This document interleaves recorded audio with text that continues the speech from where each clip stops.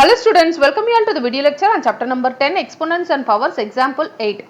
The question is express the following number in standard form. So standard form அப்படினா நமக்கு இந்த மாதிரி ஏதாவது ஒரு ரொம்ப சின்ன நம்பர் இல்ல ரொம்ப பெரிய நம்பர் அப்படி இருக்கு அப்படினா அத நம்ம வந்து டெசிமல் பாயிண்ட்ல மென்ஷன் பண்ணுவோம் இந்த மாதிரி. ஓகே, into அந்த டெசிமல் பாயிண்ட்ல மென்ஷன் பண்ணும்போது நமக்கு எப்பவுமே வந்து 10 பவர்ல values எழுதுவோம். 10 power of 10, 10 power of n, 10 power of 3 அந்த மாதிரி some value in powers of 10 ல multiply பண்ணி எழுதுவோம். So இந்த மாதிரி powers of 10 ல multiply பண்ணி எழுதுறதா வந்து standard form. So இதுல பாத்தீங்கன்னா இந்த decimal pointக்கு முன்னாடி எப்பவுமே நமக்கு வந்து natural number தான் இருக்கணும். So natural number அப்படின்னா அதோட value வந்து 1 to 9. ஓகே, அதுக்கப்புறம் decimal pointக்கு அப்புறம் பாத்தீங்கன்னா whole number இருக்கும். So whole numbers பாத்தீங்கன்னா நமக்கு வந்து including 0 zeros சேர்த்து வரும், அதுதான் வந்து whole number. அதாவது 0 to 9 எந்த வேல்யூ வேணாலும் whole numbersல இருக்கலாம். ஸோ இந்த மாதிரி எழுதிட்டு into 10 power of some value அந்த மாதிரி நம்ம வந்து நோட்டேட் பண்ணுவோம். இப்போ coming to the first problem பார்த்தீங்கன்னா நம்மளுக்கு 0.000035 இருக்கு. ஓகே, ஸோ இதை வந்து நம்ம வந்து இந்த மாதிரி நோட்டேட் பண்ணோம். ஸோ இந்த மாதிரி நோட்டேட் பண்ணோம்னா நம்ம வந்து ஃபர்ஸ்ட் இது வந்து ரொம்ப சின்ன நம்பர். இந்த இப்போ சின்ன நம்பர் பார்த்தீங்கன்னா எப்பவுமே நம்ம 10 பவர்ல மென்ஷன் பண்ணும்போது பவர்ல வந்து நம்மளுக்கு நெகட்டிவ் பவர் டேர்ம்ஸ் தான் வரும். ஸோ அது ஒரு பாயிண்ட் நீங்க ஞாபகம் வச்சுக்கணும்.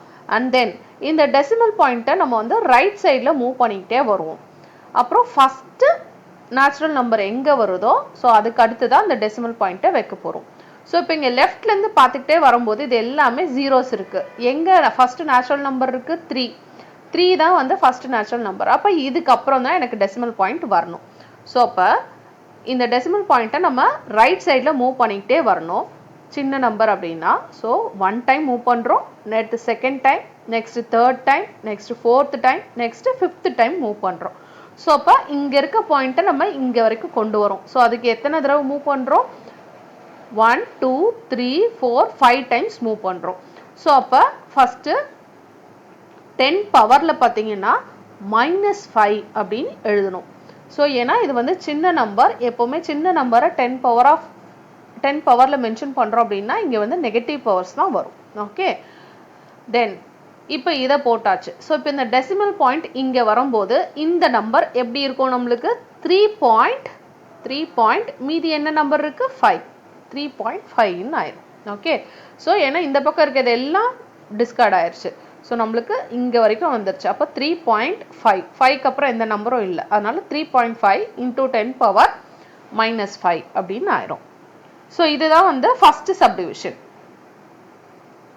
இதையே வந்து நீங்க இப்படியும் யோசிக்கலாம். அதாவது எத்தனை தடவை நம்ம வந்து ரைட் சைட்ல இந்த டெசிமல் பாயிண்ட்டை மூவ் பண்றோம்? 5 டைம்ஸ் ரைட் சைட்ல மூவ் பண்றோம். அப்போ 10 power of -5. இதே லெஃப்ட் சைட்ல மூவ் பண்ணோம் அப்படின்னா பாசிட்டிவ்ல வரும். எத்தனை தடவை லெஃப்ட்ல மூவ் பண்றோம் அப்படி பார்க்குறோமோ அதுக்கேற்ற மாதிரி நம்ம வந்து பாசிட்டிவ் பவர்ல எழுதணும். ஸோ நெக்ஸ்ட் பார்த்தீங்கன்னா செகண்ட் சப்டிவிஷன்ல ரொம்ப பெரிய நம்பர் வருது. ஸோ இப்போ ரொம்ப பெரிய நம்பர் அப்படின்னாலே நம்மளுக்கு 10 power of some positive power வரணும். ஓகே, ஸோ அதாவது 10 பவர் எப்பவுமே இங்க வந்து சம் பாசிட்டிவ் பவர் வேல்யூ தான் வரும். நெகட்டிவ் நம்பர் அப்படின்னா 10 power of some negative power value வரும். இதை ஞாபகம் வச்சுக்கோங்க. ஸ்மால் நம்பர்னா இது பிக் நம்பர்னா.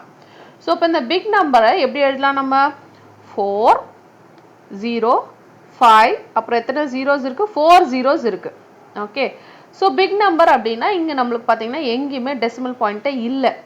ஸோ அப்போ எங்கேயுமே டெசிமல் பாயிண்ட் இல்லை அப்படின்னா நம்மளா வந்து லாஸ்ட் டிஜிட்டுக்கு அப்புறம் டெசிமல் பாயிண்ட் இருக்குன்னு கன்சிடர் பண்ணணும். ஓகே, ஏன்னா எந்த டெசிமல் பாயிண்ட்டுமே இல்லை. ஸோ லாஸ்ட் பாயிண்ட்டுக்கு அப்புறம் எதுவுமே இல்லை அப்படின்னா 0.000 இருக்குன்னு அர்த்தம். ஸோ அப்போ இந்த மாதிரி லாஸ்ட் டிஜிட்டுக்கு அப்புறம் ஒரு டெசிமல் பாயிண்ட் வச்சுக்கலாம். ஸோ இப்போ இதை திருப்பி இதே மாதிரி இந்த ஃபார்மேட்ல எழுதுவோமா? ஸோ இப்போ நம்ம இந்த நம்பர் பார்த்தீங்கன்னா லெஃப்ட்ல இருந்து ஃபர்ஸ்ட் நேச்சுரல் நம்பர் எதுன்னு பார்க்கலாம். ஃபர்ஸ்ட் நேச்சுரல் நம்பர் பார்த்தீங்கன்னா 4. ஸோ இப்போ இந்த நம்பர் எப்படி எழுதணும் அப்படின்னா 4 point something into 10 power of some positive value எழுதணும். ஏன்னா இது வந்து பிக் நம்பர். அப்போ பவர்ல நம்மளுக்கு வந்து பாசிட்டிவ் பவர் தான் வரும். ஸோ இப்போ இந்த டெசிமல் பாயிண்ட்டை நம்ம என்ன பண்ணணும்? 4 point something அப்படின்னா டெசிமல் பாயிண்ட்ல லெஃப்ட்ல மூவ் பண்ணிக்கிட்டே வரணும். ஸ்மால் நம்பர்னா ரைட்ல மூவ் பண்ணிக்கிட்டே வரும், பிக் நம்பர்னா இப்படி லெஃப்ட்ல மூவ் பண்ணிட்டே வரும். ஸோ லெஃப்ட்ல மூவ் பண்ணும்போது பார்த்தீங்கன்னா ஃபர்ஸ்ட் இங்கே இருக்க டெசிமல் பாயிண்ட்டை 1 டைம் இங்கே மூவ் பண்ணுவோம், இது second time, third time, fourth time, fifth time, sixth time. So 6 times இந்த மாதிரி மூவ் பண்ணும்போது தான் நம்மளுக்கு 4 பாயிண்ட் அப்படின்னு வரும்.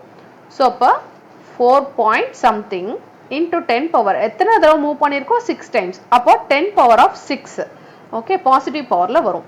ஸோ இப்போ 4 பாயிண்ட் அப்படின்னும் போது இப்போ இந்த இடத்துல வந்துருச்சு, இங்கே இருக்க டெசிமல் பாயிண்ட் இங்கே வந்துருச்சு, அதாவது 4.05. இங்கே பின்னாடி இருக்கிறது எல்லாமே ஜீரோஸ் தான்.